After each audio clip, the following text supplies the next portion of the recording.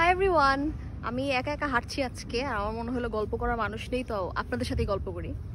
হঠাৎ করে মাথায় আসলো যে আমি যে মেজর নিয়ে পড়াশোনা করছি, এনভায়রনমেন্টাল সায়েন্স, আমি যেসব জিনিস জানছি এগুলো আসলে শুধু আমার না, এগুলো সবার জানা দরকার, like common sense for people.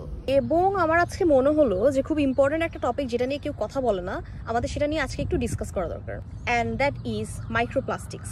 মাইক্রোপ্লাস্টিক্স হচ্ছে এত ছোট প্লাস্টিক যেটা আপনারা চোখে দেখতে পারতেছেন না, but it's everywhere around us. তো রিসেন্টলি একটা সার্ভেতে দেখা গেছে যে পুরো ওয়ার্ল্ডের 77% মানুষের রক্তের মধ্যে মাইক্রোপ্লাস্টিক্স আছে। Okay, so now the question is how and Y.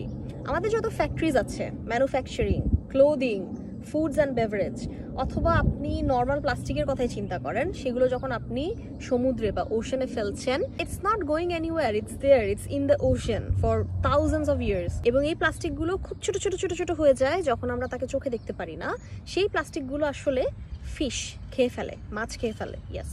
এবং সেই মাছগুলো খাচ্ছি হচ্ছে আমরা, that fish is consumed by the people.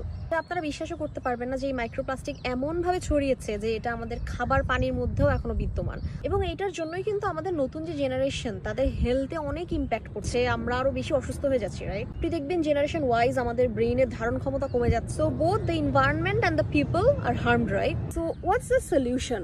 First of all, sea food consumption আমাদেরকে অনেকটাই কমাইতে হবে।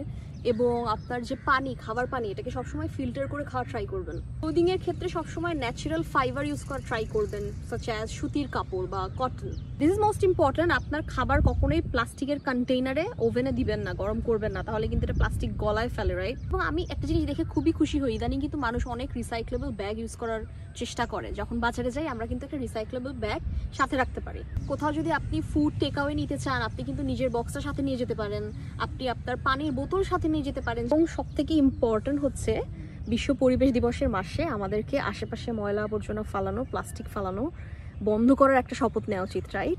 So that we can save our future together.